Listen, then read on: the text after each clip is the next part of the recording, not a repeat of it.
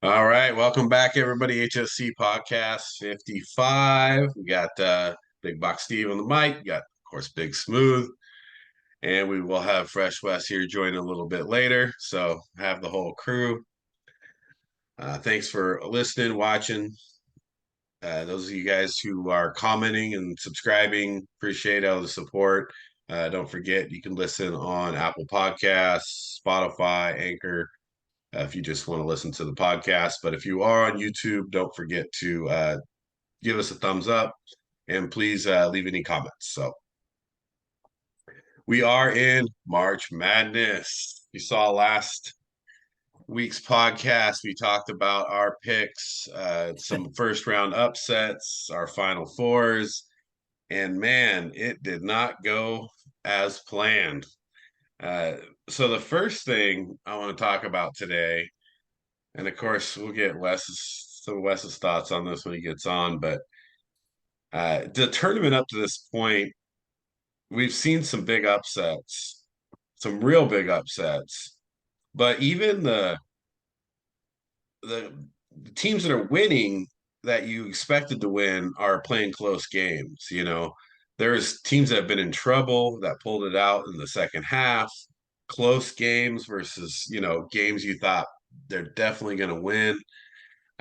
So before we get into specifics, kind of general thoughts about the tournament and some of these games, what's happening here? Why are they close games? Or, we just talked about this offline, but more upsets than we've ever seen in the past. What's going on here?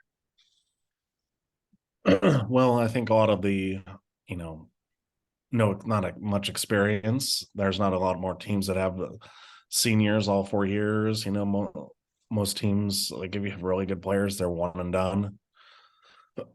So that you can't get a cohesion of getting a whole team built around each other.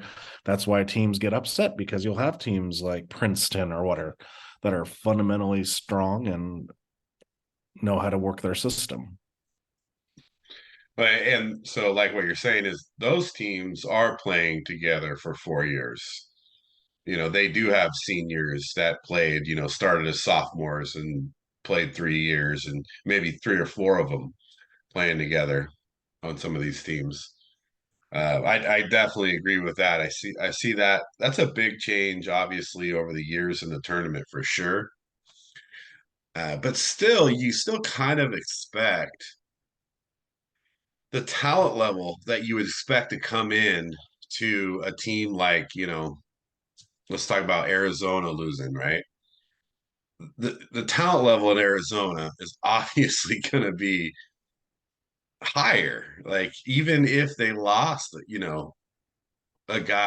couple of guys that went in and out real quick. The normal talents coming to school should be and historically is a lot higher. Well, I think also what also helps out is the transfer portal.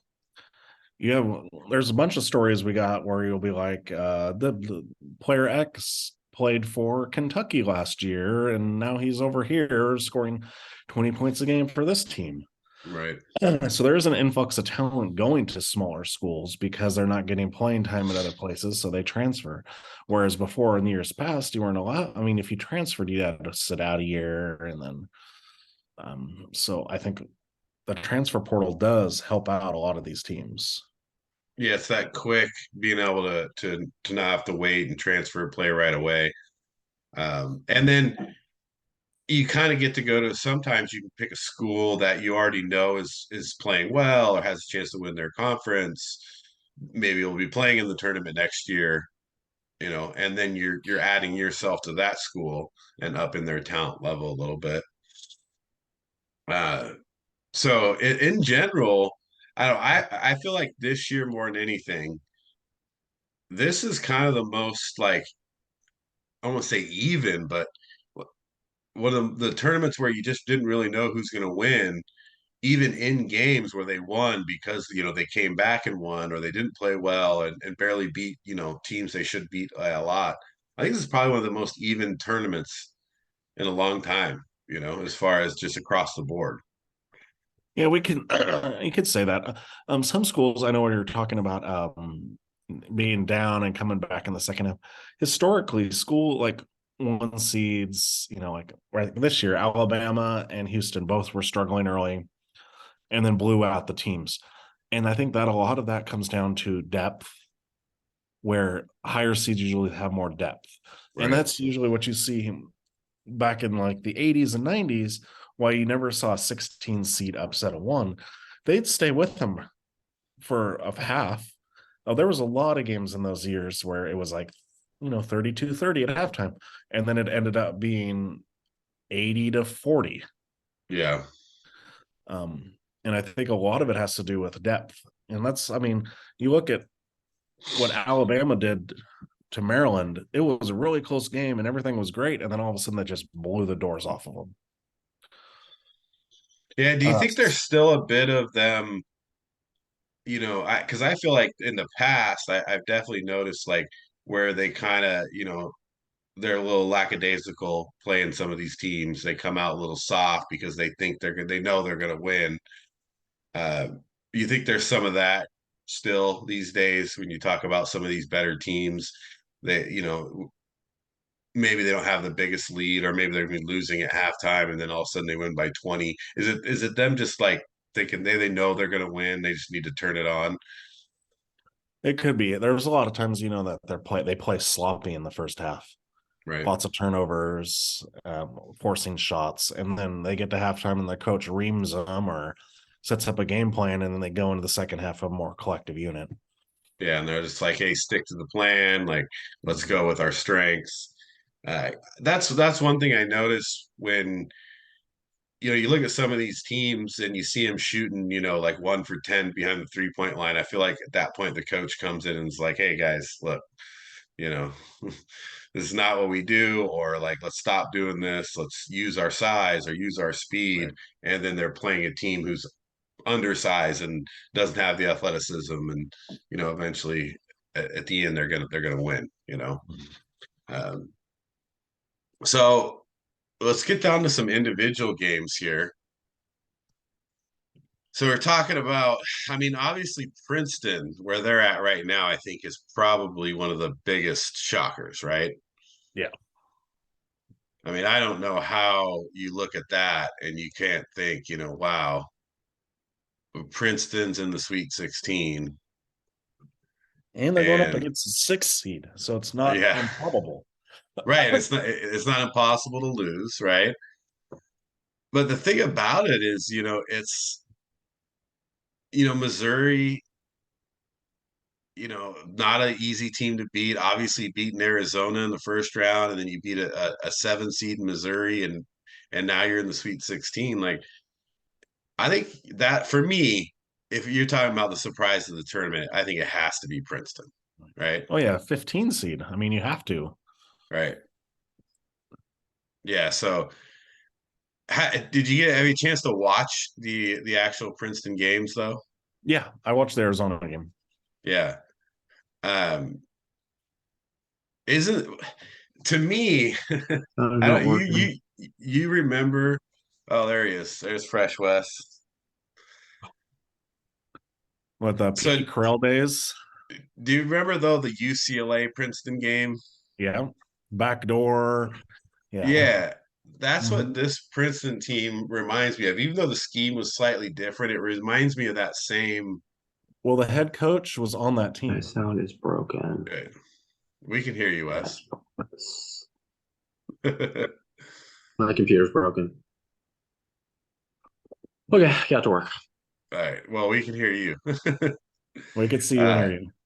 so Yeah, I we're, can. we're we're just talking. We're talking about. We talked a little bit about just the tournament in general, and now we're back into individual games. Hmm. Um, so just real quick, I just get your thoughts on this. The tournament, obviously, there's been upsets. There's been close games. There's been games where teams that should have won have came from behind. I guess my biggest question is, does this feel like one of the most even tournaments that we've seen in a while, where like any team can win at any time? Or how do you feel about this Hmm. tournament compared to past tournaments? It's I mean, there's just been, I mean, I don't know the stats on the one seeds, but it's been a while since two have gone down before, you know, before the Sweet 16. So that's one. I knew the East was going to be brutal. I knew that anybody could win the East, and that's kind of the way it's kind of turned out. I mean, Kansas State's the highest seed left. They're a 3 seed. I didn't expect Michigan State, but I'm not surprised. They're just annoying. They always do well in the tournament, and I don't know why I just cannot pick them and say, you know what, they're probably gonna win. I mean, the Marquette thing just killed me. I had a 5-team parlay. The only game I lost was Yeah, we know about that.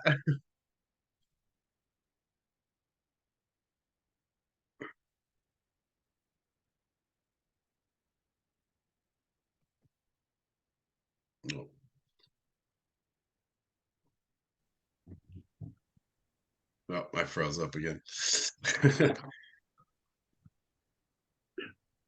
All right, I'm back.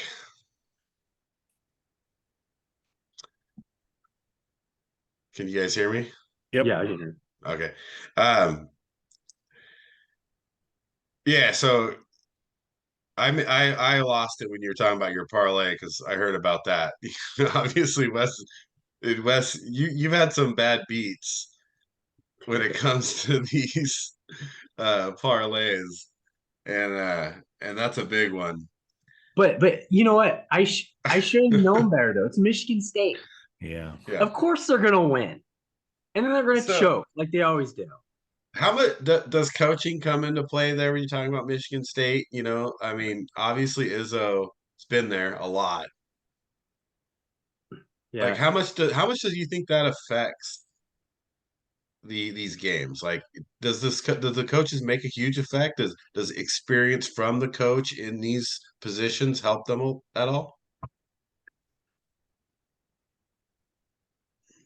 I mean he's been there for a long time. I think he's been to like 8 Final Fours. So I mean, it's just the consistency. They got a system, runs like a machine, unlike other schools. I mean, they get in there. That's why some of these teams that are left, they just don't have the tournament pedigree that Michigan State has.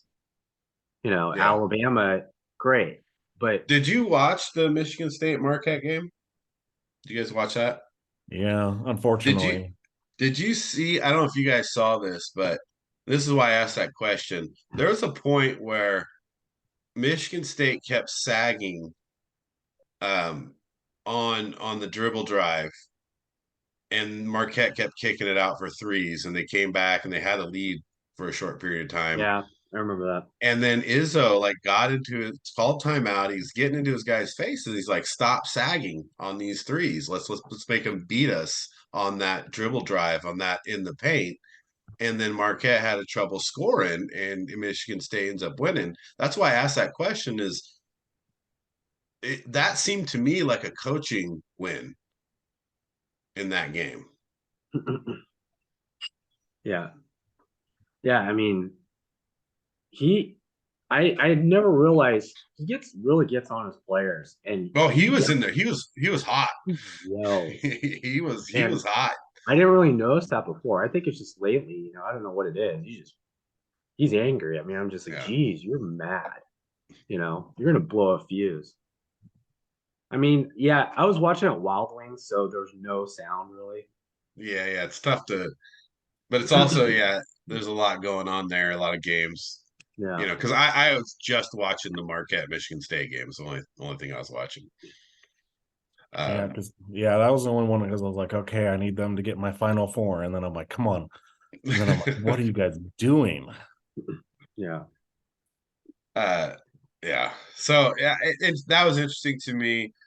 Going back to where we're at, we're talking about individual games and like the star or the biggest surprise or star of the tournament. And obviously, I think you probably agree, Wes. We're talking about Princeton being in the Sweet 16.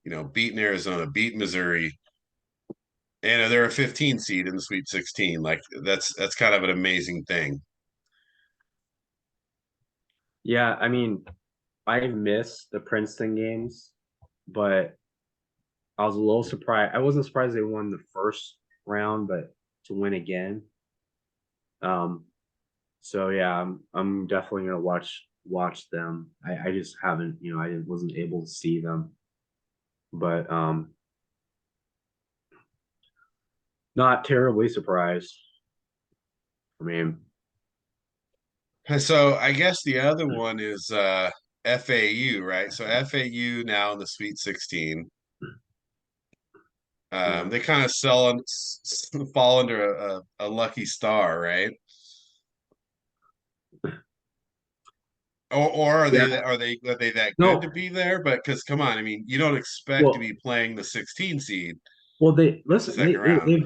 they've won 33 games, and they weren't. People were talking about them, right before the tournament. This is the team to watch, and I think they were ranked too at one point. So people weren't really surprised by them. Um, it is surprising. I mean, they played, Fair Dickinson. I think everyone didn't see that, of course. I mean, a 16 seed. So they might, I mean, how are they done against Purdue? Who knows? But Right. I mean, we'll see. They're playing Tennessee. Tennessee's playing good, but Tennessee's Tennessee's playing solid. inconsistent. They're inconsistent. So Yeah. I think Tennessee is playing a good tournament right now. yeah. Yeah. The Duke win was annoying too because that killed about 4 of my brackets. But I think they looked solid against Duke, but Tennessee was one of those teams in the first round where it was like they weren't playing great against Louisiana. And that came back to what we were talking about earlier. Was it that like they're taking them light, like they're like obviously going to win this game, and then yeah. you find yourself in a close game, and that's not a good place to be in the NCAA tournament. I know, So, considering I had Louisiana winning that game. yeah, that was a close one. That was a good game. So I watched. It's funny because I watched a lot more first round games than second round games. Well, you're a father. The weekend is hard to watch. Be able Yeah. to. Well, That was the same yeah, with me. you got to do all the work too. Like I was doing a lot of work on the weekends, in the yard and all that stuff. So it was tough to get a lot of the second rounds, but uh, I got some in. That definitely watched a few of them. Watched highlights on almost all of them, which so got caught up on most of the major stuff.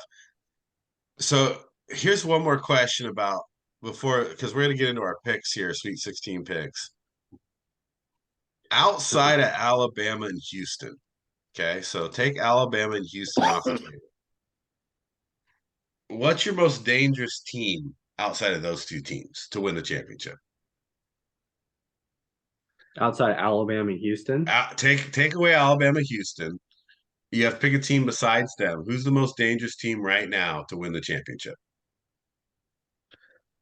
I'm going with the team I said at the beginning of UConn.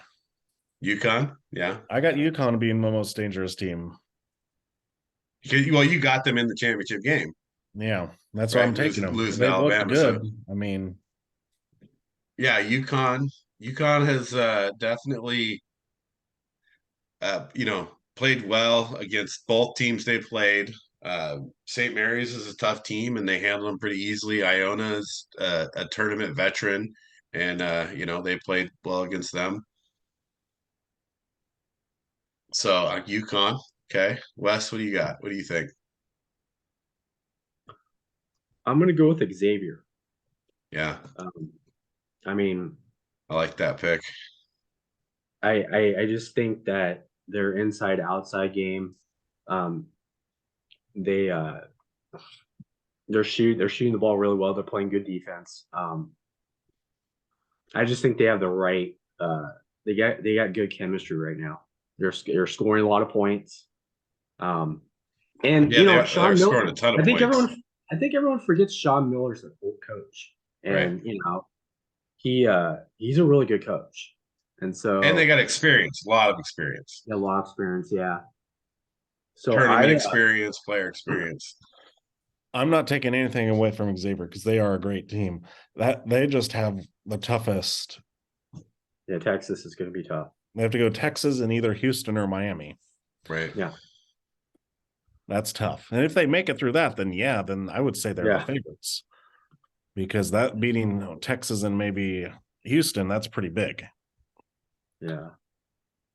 The Texas game is going to be tough. Obviously Houston's tough too, but you don't play a lot of teams like Texas when you're Xavier throughout the season, right? Like this is a big test for them. So, but I like Xavier. I have them in my bracket beating Texas. Yeah. So that's I did like them from the beginning. But so I'm gonna take a little bit of a dark horse here, and they may shoot me in the foot here, but and this is going opposite of what Derek's going. I think Arkansas is playing really good basketball, and coming off of that game where they beat Kansas, you're just on this like ultimate high, and I don't think they just beat Kansas because Kansas played bad. I think Arkansas beat Kansas because Arkansas played well. They both scored, enough points to win the game. Kansas, obviously, one of the best teams in the tournament, but Arkansas played well enough to win the game. They're scoring a lot of points so far in the tournament, and I think Arkansas could make some noise especially if they beat UConn. If they beat UConn, their momentum continues. Now they feel like they're legit, and so Arkansas is my dark horse here. Not considering the obviously the teams we think are going to win the national championship. Yeah. Okay. That's good. Yeah, the thing about Xavier that it's Nunji's playing really well, and I never really watched him regular season. He doesn't score a lot of points, but I think if he has to, he can really dominate the middle. I mean, his defense is great, rebounding, but I think he played really well last game. So, he's they're shooting, their outside game is there, and if teams are just going to come up on them, they just go inside the Nunji, and I think it's really going to cause a problem for teams. So about Creighton for a second. So Creighton now gets to play Princeton, which obviously Princeton's done well, right? But you still got to look at them as a 15 seed, right? You still don't look at them as a powerhouse. And so Creighton, who's played well all tournament, now they beat Princeton. They go to the Elite Eight. If somehow San Diego State beats Alabama, now you're playing a 5 seed to go to the Final Four. Like Creighton could be in pretty good shape too. Even if they have to play Alabama, obviously they still have a chance. Yeah. The only brackets that I have left is Creighton and Xavier. The only realistic ones that I'm actually doing well in. But I picked Creighton in 4 of my brackets. I just it just 4 of my brackets. 4 of my brackets, yeah. He said 4 of his brackets. Yeah. And there's 1 left. That's how bad. But you know what I screwed up? This is funny. What I did is I did this like maybe 24 hours before the tournament. So I would autofill some of the brackets, and then I'd go backwards through the Sweet 16. The problem was I didn't go back far enough. Oh, no. And so the autofills are terrible. Yeah. Like, they're picking like 3 16 seeds to win in those autofills. Oh, I did an autofill. Dude, I did an autofill just to see what it did, and I'm in bottom 5%. Yeah. There's like 4 of my brackets. Like there's 1 bracket I'm 0.9. Yeah. Autofill. Yeah, autofill is not the way to go. So let's speaking of brackets. So before we get into our picks, we won't talk about West being last, but my sister's in first, right, by like 50 points. Yeah, but she's going to be in last. Right. So she's tough because she's going to lose a lot of those out of there. If our teams can win though, but if our teams lose, like we're still in trouble. Right. Right. So it's all about our teams still have to win. But looking at this, unfortunately, as I break this down, I don't think any of us are going to win. I think Elena's going to I'm right there with Elena. But she got more teams left. Like she could have the whole Final Four. I know. I got 3 of my 4 from the Final Four. She has Houston winning. Yeah, she's got Houston, Alabama, which that's pretty. But her Final Four is Alabama, Kansas State, Houston, Gonzaga. Right. We know Gonzaga's going to lose. Come on. Oh, but you know what? That's not a bad Final Four. That's actually she picked Kansas State. That could actually happen. Right. She got all 4 could possibly go, though, is the point. The point is that none of us have I have 1 in the Final Four. Yeah, so I when Kansas lost, I mean Kansas. Wes, you have 1 too, but you still have your champion. Right. I still have my champion. I could win if everything goes my way, but it's got to be really tough. So okay, so let's get into our Sweet 16 picks, and so we'll just run down the line. So I'll call the game. Each just pick our winner, and we'll go to the next game. Okay. So let's start with Alabama, San Diego State. Derek. I'm taking Alabama, but when you said Creighton would have a better, if San Diego State beats Alabama, I think San Diego State has a better. They average giving up only 54 points a game. Defense wins championships, but I still think Alabama's going to win because I have Alabama winning it all. So, Wes. Yeah, I'm going to take Alabama, but San Diego State's playing really well. They've always been known as a defensive team. They're long. They're but they're scoring points now. And it's like if they score points, play defense like that, they're gonna cause problems for Alabama. But I'm gonna take Alabama just because I did pick them to win, and I just can't jump ship now. Yeah. I mean, it's tough. I mean, I got to take Alabama too. I mean, look at San Diego State. They beat Charleston and Furman, so they beat a 12 and a 13 to get to the Sweet 16. Yeah. So going against a 1 seed in Alabama, we got to stick there. And they played close against Charleston. Yeah, I thought Charleston could win that game. I actually picked Charleston to win, and they had a chance, but San Diego State just outlasted them. Let's see, Houston, Miami, Wes. What do you got? I'm taking Miami. Miami just, they really beat up on Duke. I didn't see that one coming, of course, but I just think that they're gonna really press Houston. I think Houston's gonna struggle shooting the ball, and I think Miami's gonna take advantage of it. So Miami's played well. And maybe you're talking about Indiana, or unless you're talking Duke early in the season, but they dominated Indiana last game, and they didn't play great in the first round against Drake, but I think it's kind of those games you take lightly. Miami's tough, but I have to go Houston. I got Houston win it all. I think it'd be a close game, though. I think Houston struggles to win this game, but I'm going to take Houston in a close game.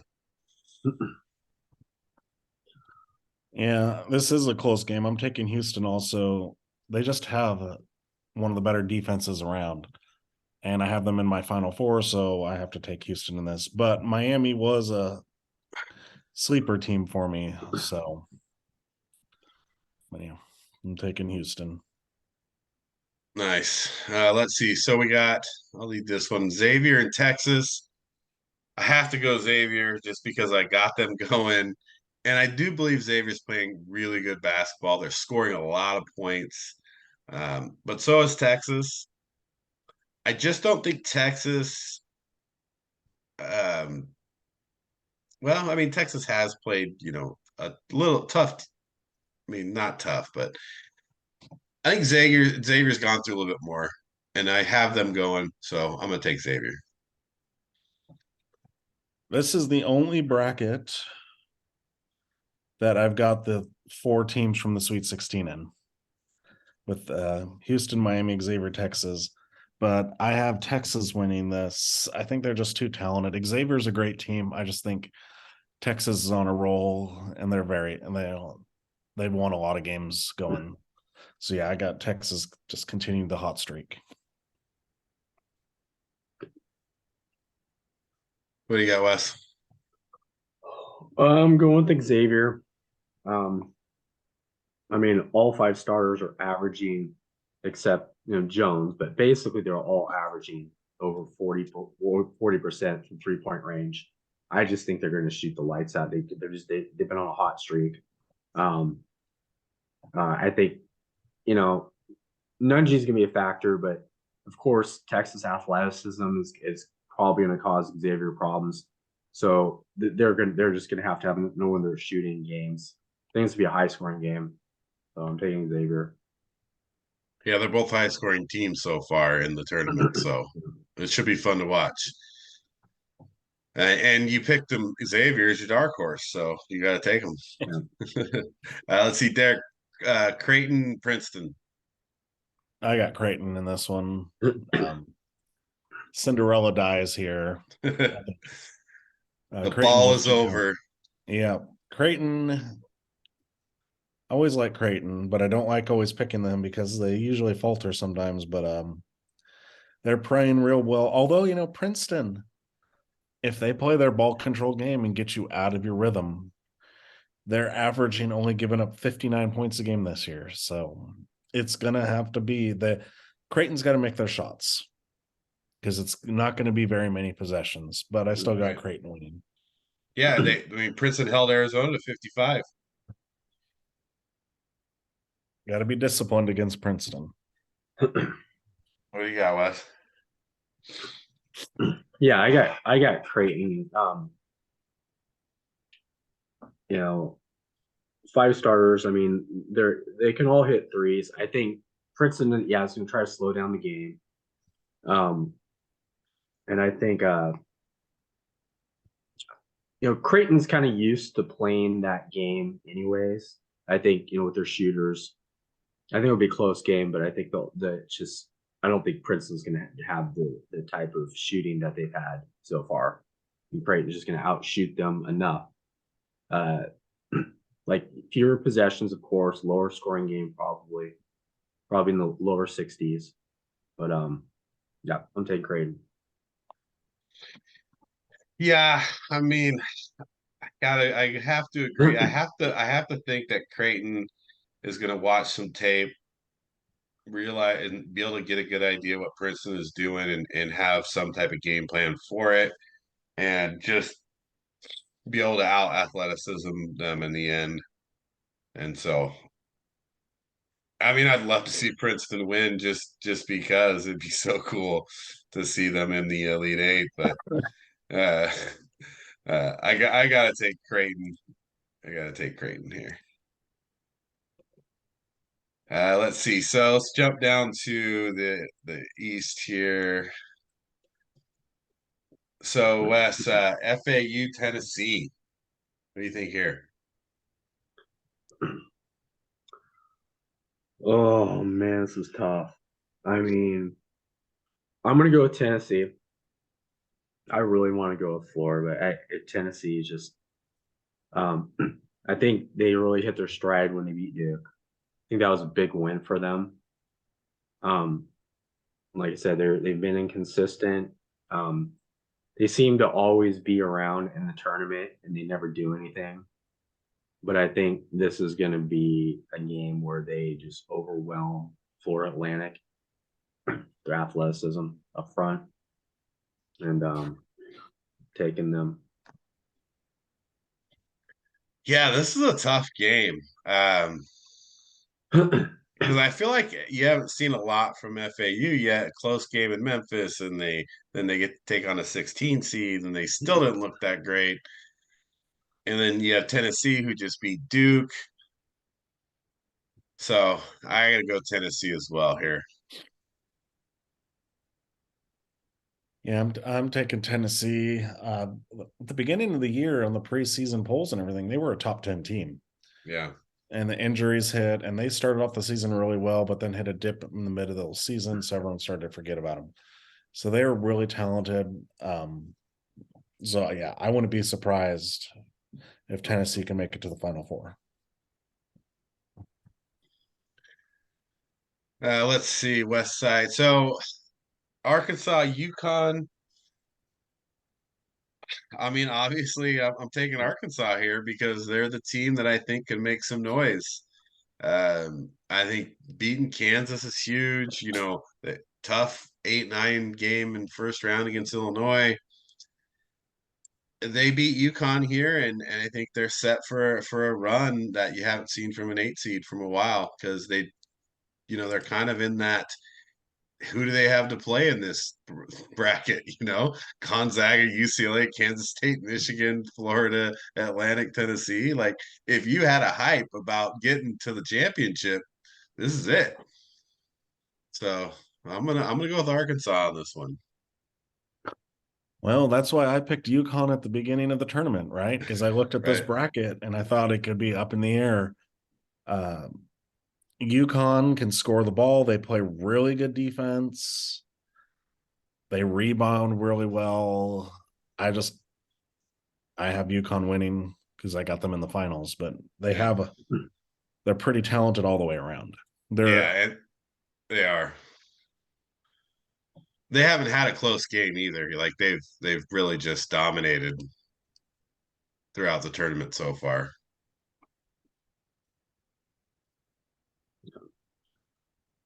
Yeah, I'm taking UConn as well. Yeah, the size up front, they basically have 2 7-footers that play. As long as Hawkins doesn't disappear, Hawkins is playing good. People are kind of worried about, well, he didn't play so well in the championship game, their Big East championship game, but I mean, he's shooting, nearly 40% from 3. He's playing well. I just think UConn just has too much. They do everything well, and I just think they get past Arkansas. Yeah, I mean that's a safe pick.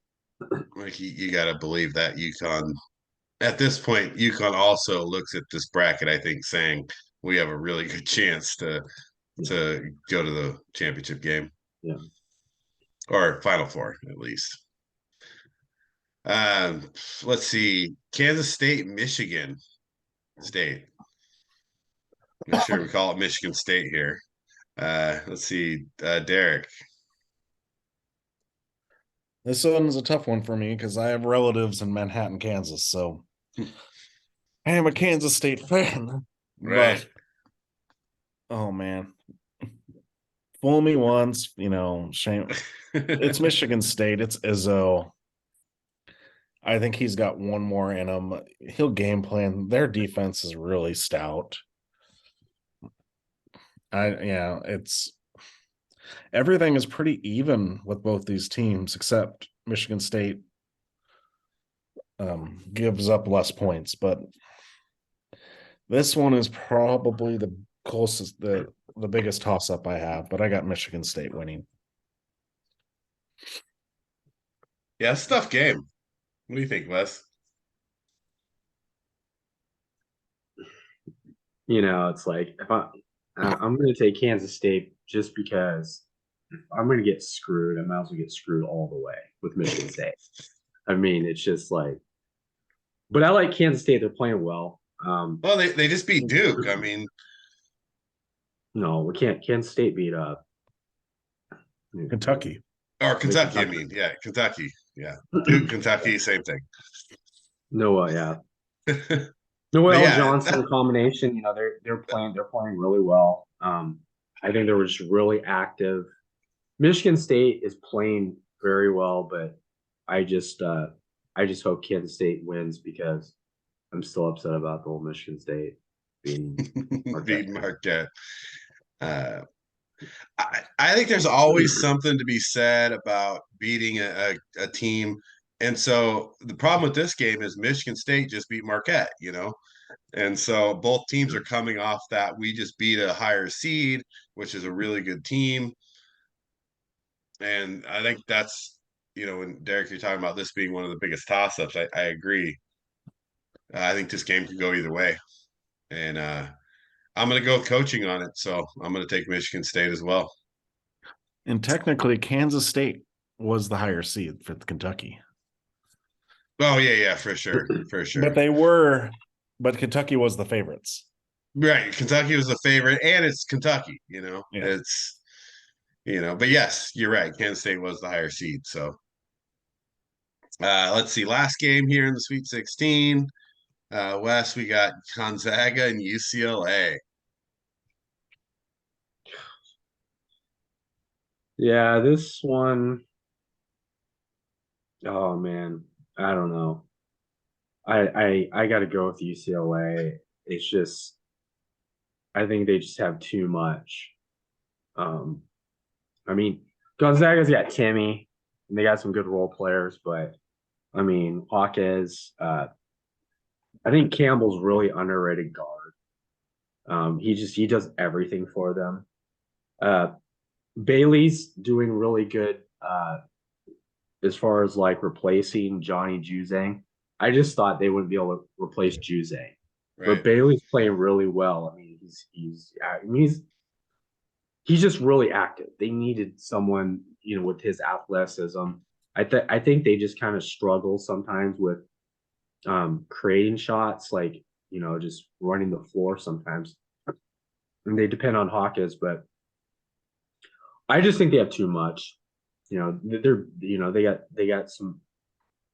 got size as well to compete with Timmy. Timmy's an animal. He's been averaging 27 points a game. Yeah, he's but they're tough. kind of a one trick pony right now. Right. So really I think it's gonna be a close game. I give the edge to UCLA. Yeah, it's the health of UCLA is the issue, because anytime you've got guys that come in, you're like, oh, this person's filling in well. The problem is like how long can they fill in well, right? Yeah. And which is, if UCLA was healthy, I'd have them in the championship game, or at least Final Four, for sure. UCLA is a good team. They're very athletic. Gonzaga, they play good basketball though. Even though they just have one star player, they play good basketball. I have Gonzaga going to the next round in my bracket, so I'm not going to bust that. I'm going to go with Gonzaga.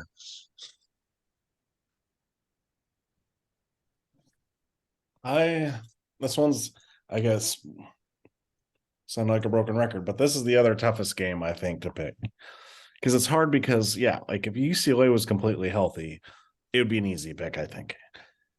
The only thing that gets me weary about Gonzaga is coming out of their conference, right?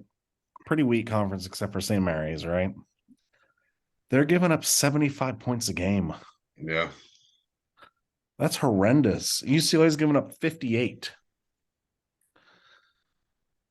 But still, I'm taking the Zags because, unlike years past, they do have shooters now.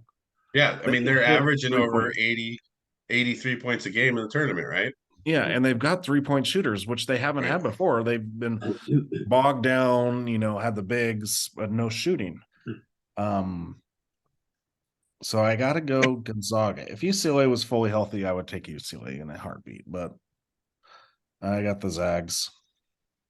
Yes, it's another tough pick, but you're right. Like they just give up so many points. Like And that might it's be but if UCLA yeah, can clamp down, yeah. I think West might have a swing game on this one, so we'll yeah, see. which would help me out in our whole bracket, but Right, right. So yeah, that's Sweet 16 picks. There you have it. I'm gonna try to get a separate video off for this again, but we'll see if I have time. Games start tomorrow, obviously.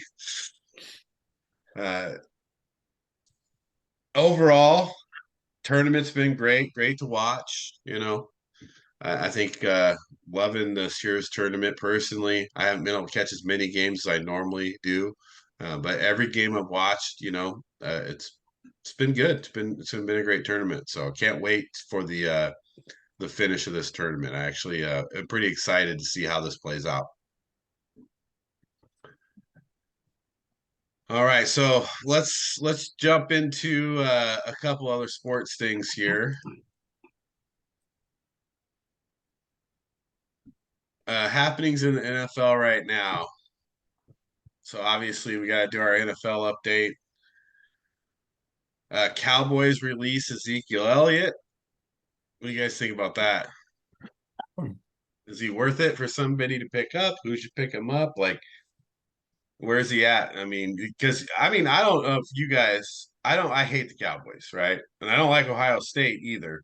But I always thought Zeke was a really good running back, and I always thought that he was going to be a force for a long time in the NFL.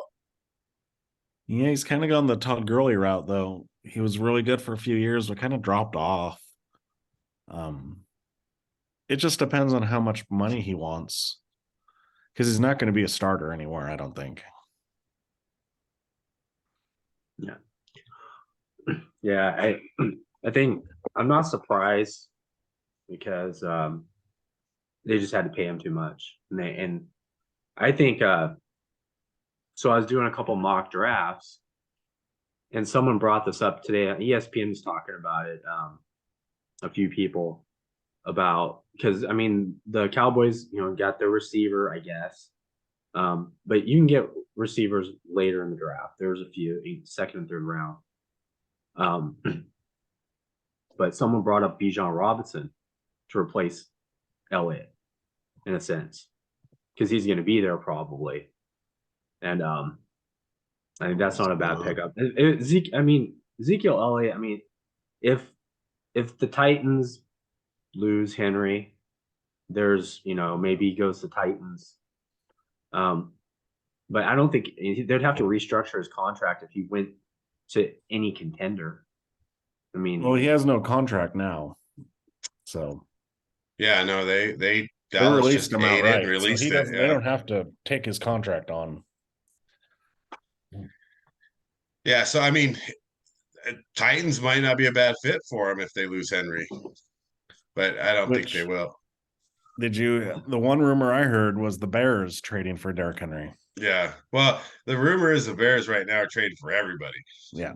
Ed Oliver, Derrick Henry, Austin Eckler. Austin Eckler. I wouldn't be disappointed to get Austin Eckler, to be honest with you, just because I mean Derrick Henry is awesome and I like Derrick Henry, but that's not what the Bears need. They need Eckler to say, you know what, if Fields is gonna run around, you better be covering Eckler for that, throw it out in the flat or to be a safety valve because Although if you have Henry, it opens up the passing lanes. yeah, they just don't have the line though for Henry right now. Well, if they But draft the tackle from Penn State, right? oh, they're gonna draft the Northwestern guy. That's who they're Or the getting. Northwestern, yeah. I already know. I guarantee it. Let's see. There's an did you guys see I don't know if you guys been reading on the CJ Stroud. Did you see his pro day? I think CJ Stroud has moved up to the number one quarterback in the draft. Probably. yeah, they Carolina basically sent everybody there to watch his pro day, even the general manager. And the coach, Frank Wright was there. Everybody's there because they took him out to dinner Yeah. the night before. They definitely, I think, are going to go for him just because it's a little bit safer at this point. Well, I think he's got all the tools. He can He's throw the ready to ball. he's ready to play right now. They talk about Obviously, him running. They talk about him running a 40 and all this stuff. It's yeah. like, all right, this is whatever. It's like it's not a circus, dude. It's like, So no, he's fast enough, but it's his arm that he is very savvy in the pocket. right. Like that Georgia game. I mean, this is Georgia. I mean, they got like the best defense in college football history, practically. And he was sidestepping everybody and throwing dimes. But he was scrambling well, like he was getting out of the pocket. He was running. He wasn't running sideways a lot. Like he was getting up in the pocket when he needed to. So at this point, I think CJ Stroud goes number one. So I guess that leaves the question of at the Texans now, like do you now take Bryce Young at 2? Yeah. You have to.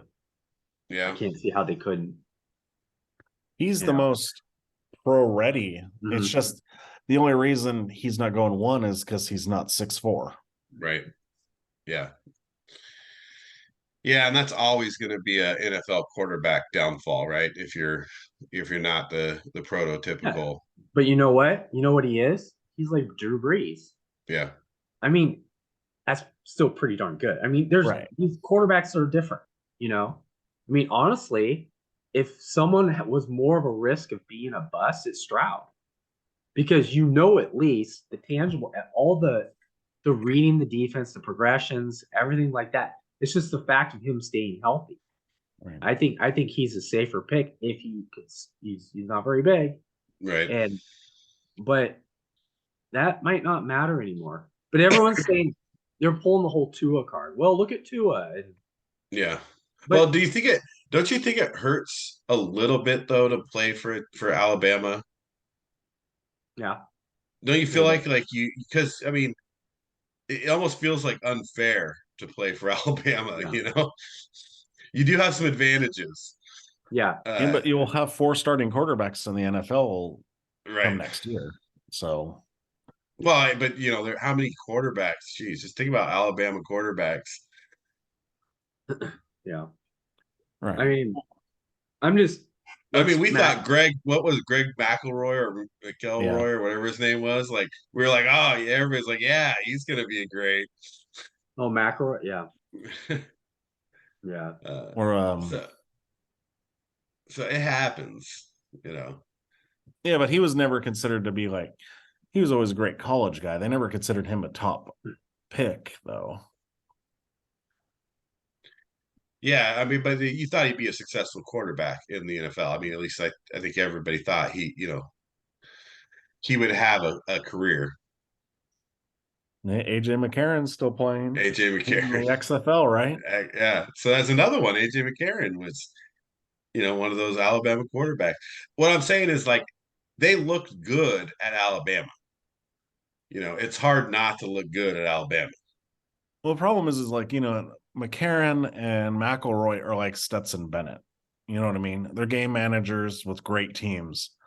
Whereas like Tua, Stroud, Hurts, Mac Jones, they actually like had arm talent and or mobility. They had something else that made them stand out. So you don't think Stetson Bennett's going to have a NFL career? Well, he's not going to get drafted probably until the 5th, 6th, or 7th round. So we'll see. Neither did Tom Brady. Yeah, I know he might. Yeah. Yeah. Yeah, he's gonna. Well, you never know. Someone might get him maybe in the 4th or 3rd. If it just no, he'll go late. Yeah. He'll be one of those guys. He'll be like what's his name, Gardner Minshew. Like he'll be one of those guys that you if he gets a chance, like he could come out and play great, then become a starter, and you never know. Like I think he'll be one of those backups that somebody has to get hurt for him to play, and then he's got that one chance. You know, him and Eminem. You know, they got the one chance out there. Yeah. Do. So, but so get back to so you don't think the Texans at all will consider Richardson? You think it's I just think it's they're to the point where the rebuild is started and they're ready to start winning. And I think Bryce Young will bring that. Richardson, he needs to sit. Yeah. So that's why I feel like it's going to be either the three teams that I think would take Richardson are the Seahawks, Lions, or Raiders. Yeah. Very much. Because the Colts are going to be too afraid. right. Yeah. They're going to take Levis probably. Yeah, they're gonna take Levis. Damian Harrison signs with the Bills. Yeah, See the that? New England running back. Yeah, it's weird. Yep. Took over because Singletary's gone, I think. Right. Huh. Yeah, so not a lot of big signings, not a lot of stuff happening right now. I think there's still a few big free agents out there. I think OBJ had a interesting talking about how everybody's saying that he wanted 20 million. He was like, I never said that. All right. He's like, I'm just ready to play again. Raiders got Austin Hooper. Yeah. So that's a good signing. Well, I guess if you get rid of Darren Waller, you better sign Yeah. someone. It's a good trade. That's who I'd want to trade for my tight end. Get rid of Waller and get Hooper. That was pretty tough. Uh, Well, just because the only thing with Waller though, he hasn't played very much in 2 years. right. He Well, definitely. that's part of the problem. You know, it's that's. I had a feeling that was going to happen, but I don't know. I mean, So Daniel Jones is getting some weapons. here's an interesting one because I really thought the Lions were Gonna go drafting a corner, but now they corner, got a bunch of right? corners. Right. So now they get corners. Like, how does that change up the draft for the Lions? Well, now they can take. So what? The Lions are 6th, right? Yeah. Yep. So if Seahawks take Richardson, right, and the Colts take Levis, boom, you got Jalen Carter with Hutchinson. Right. Or maybe, I mean, I doubt the Cardinals take Carter, but imagine Anderson and Hutchinson on opposite sides. Yeah. Well, they already got what I can't remember his first name. Houston's the last name, rookie also last year that was up in the sacks too. He had like 8 sacks last year. Right, right. Well, that's because they weren't playing run defense. Right. They were like, everybody just go after the quarterback. But or even if the Seahawks take Carter and Anderson's off of 3, they take Tyree Wilson. Then you have Wilson and Hutchinson. Yeah, I think that changed their draft quite a bit there. But I think Gardner Johnson's a great pickup for them. I think he's solid. Yeah. I really liked him. Thielen goes to the Panthers. I think that's great for whoever they bring in as their rookie quarterback. A good veteran route runner. Panthers have been making some good moves this offseason. Yeah, that was I think that it's smart for them. But what about the Bucks? Baker. I mean, is that really where you're going? You're going with Baker Mayfield? I don't know what's going on. I thought the Bucks were going to go full rebuild, but then they brought everyone back. Right. Because And they Levante bring David in re-signed, Baker. Jamal Dean re-signed. Yeah, I thought they were going to start purging. I don't. I think Trask is going to beat out Baker, but I mean, It's still not going to win you. I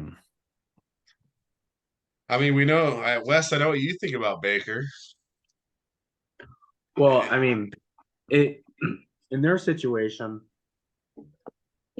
why not bring him in for 1 year, just like the Rams did, and see how bad or how good he can play? right. And so, if he doesn't play well, then put in Trask. Week 6. It's just just a lack of options for them. And if he Without plays having to well, he'll go. get more commercials. Yeah, there's Oh man. yeah. But Yeah, it's tough for me. But I guess if you think your team is good enough to maybe make the playoffs again, that's why you're bringing them in. That's tough. I mean, they did not look good at all last year. Yeah, and you had It Brady. wasn't just Brady. Like the whole team looked bad. Yeah. Right? Mike Evans. Their defense did not play like their defense played for the last few years. Yeah. They had injuries for sure on the offense. I get that. I don't think they used Fournette like they should have. They did a lot of things wrong. But still, I just don't understand. Maybe I'm just not a Baker fan, but I don't understand it. I just don't know why you would even, maybe just to have him, I guess. Well, it's hard because I feel like this with the Raiders now. It's like, why bring together a team to go? Yeah, like 5-11 or 12 or whatever, it's right? like if 6-11. you know you're not going to be good, then don't be good so you can get a good draft pick.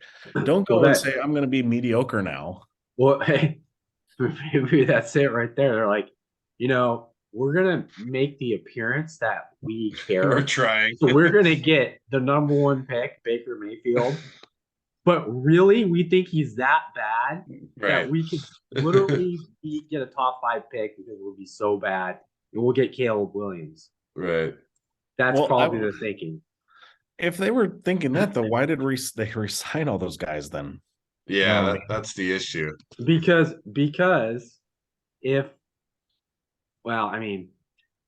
if you do get a top 5 quarterback next year, you get Caleb Williams, you're back. But Caleb Williams, I think we'll see what happens next year, but I think he'll be a play right away guy. Yeah. Or so, Drake could do. Drake May. You got Drake May or Caleb. That's going to change the trajectory of your franchise. I think Drake May still needs some work. He's got all the talent in the world. Caleb Williams is a play right away guy. Yeah. So if you're getting Caleb Williams for sure, maybe next year, you're playing right away. But there is some questions there because now your guys you just signed are getting older. Yeah. What if you're another year away? Now you're 2 years out. Yeah, it's questionable. So maybe they think they can win with Baker. Or maybe they think they're going to lose every game. Who knows? That was a weird one. I got one for you. Talking about next year's draft, look for the Texans to put whoever they get a quarterback, put them with Marvin Harrison Jr. Right.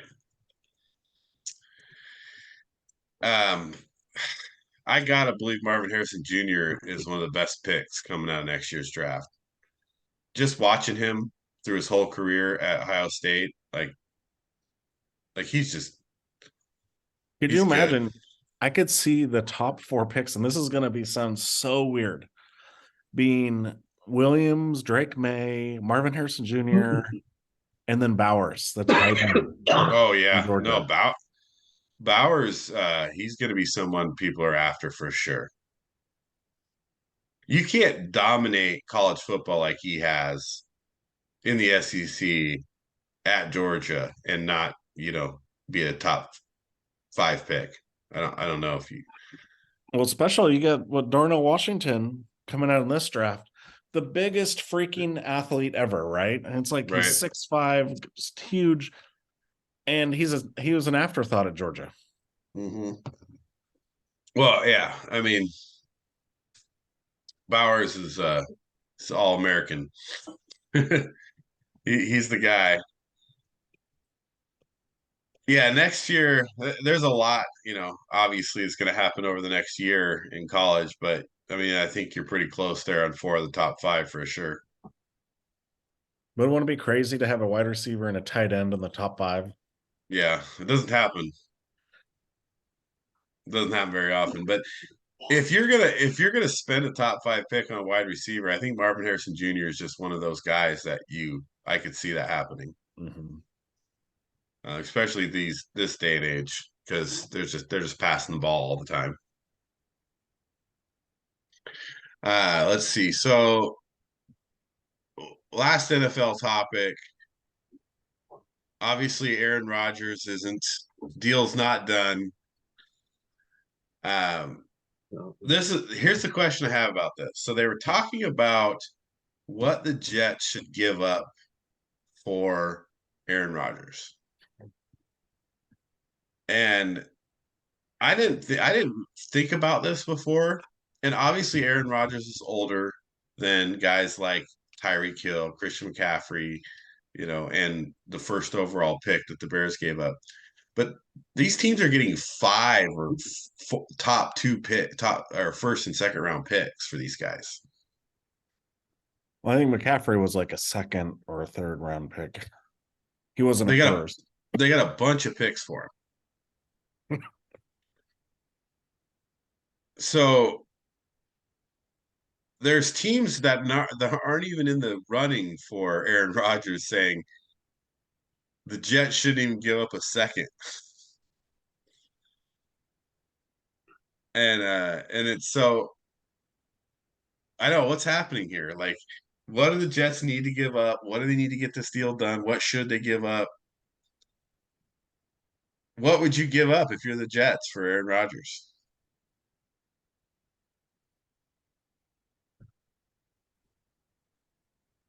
I'm sorry. What I personally would do, but with the Jets situation, I would do.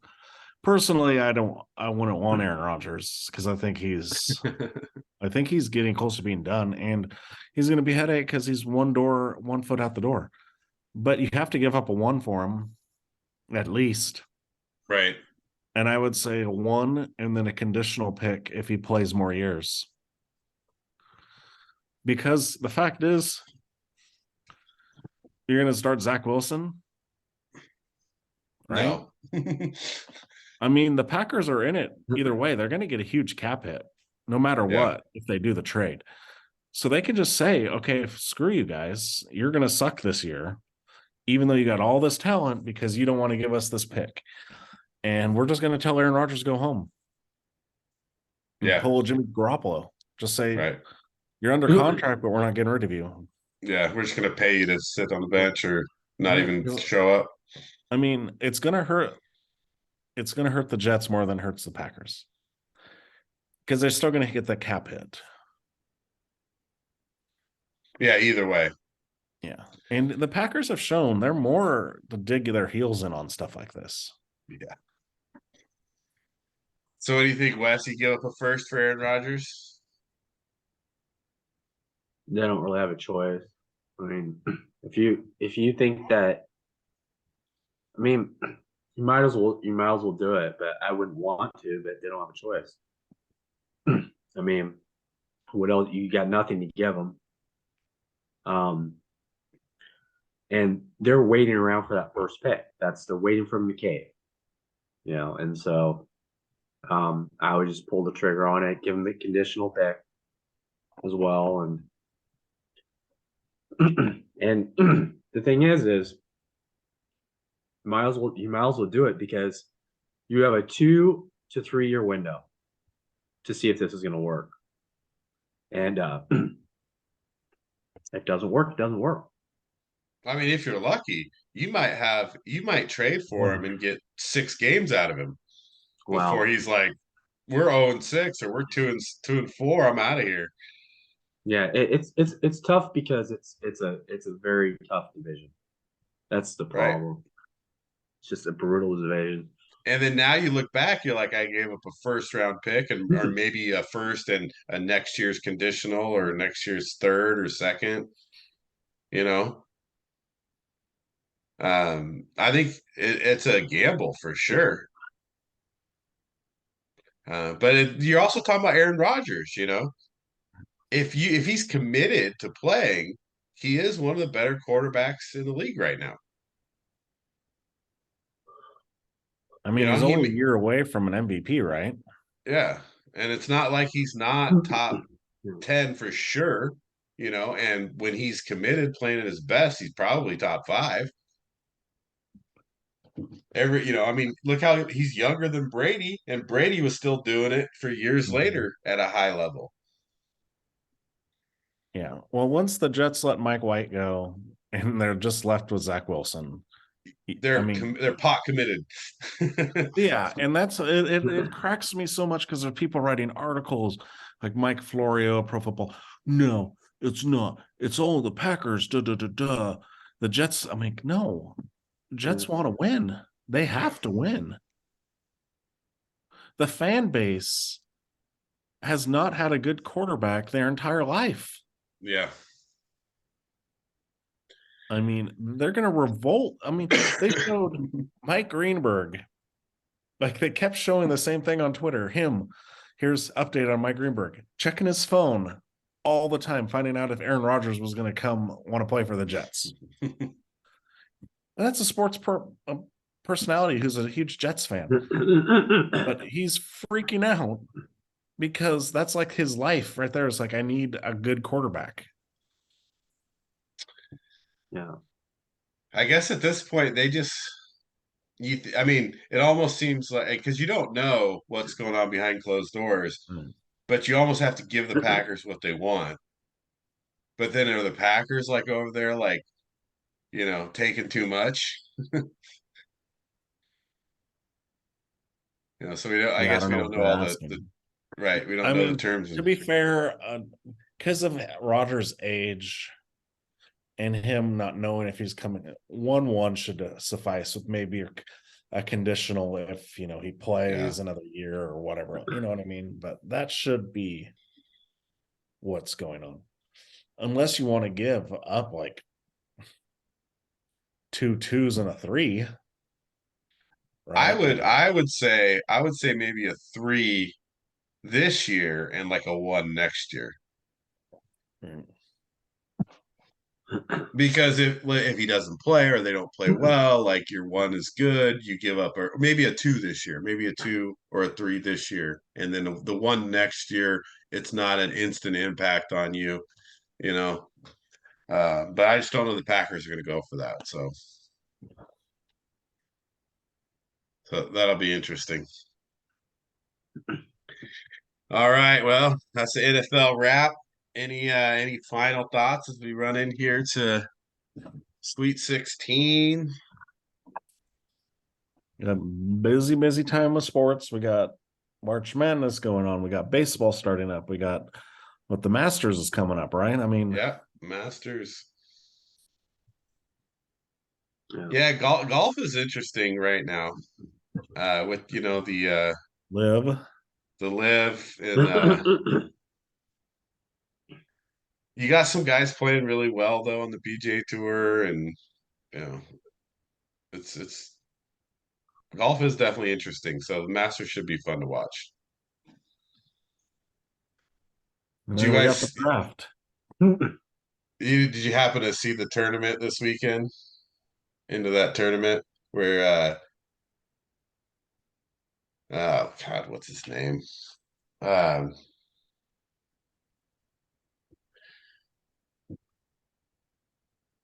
Talking about Otani? no. Doing baseball? Golf. No, the golf the golf tournament on No, I Sunday didn't see it. oh Jordan Speed. Spieth, yes, that's Spieth. He had that really great shot on 17 and missed the birdie to tie for the lead, and then Yeah. oh man, it was horrible. It's horrible. Yeah. So Masters should be fun to watch. I know a lot of people out there aren't golf fans, but you know, there's some good young players in PGA right now. You know, I'm not a golf fan, but I like watching the Masters. Oh yeah, you gotta love. US Open, British Open, Masters. Like those are the tournaments that I watch. I don't miss them. Yeah, those are great to watch. All right. Well, thanks for everybody watching. Don't forget to subscribe and like. If you have any questions, comments, anything you'd like to hear on next week's podcast, let us know. We'll be following up on March Madness, keeping you up to date on the NFL. 10 games or so left in the NBA season, so we'll probably pick up some NBA playoff stuff here in the next couple episodes. All right. Any final thoughts? Just what? Fun weekend of basketball. Yeah. That was in Vegas. Yeah. Don't play any parlays, Wes. Yeah. All right. Thanks for watching, everybody. We'll see you next time.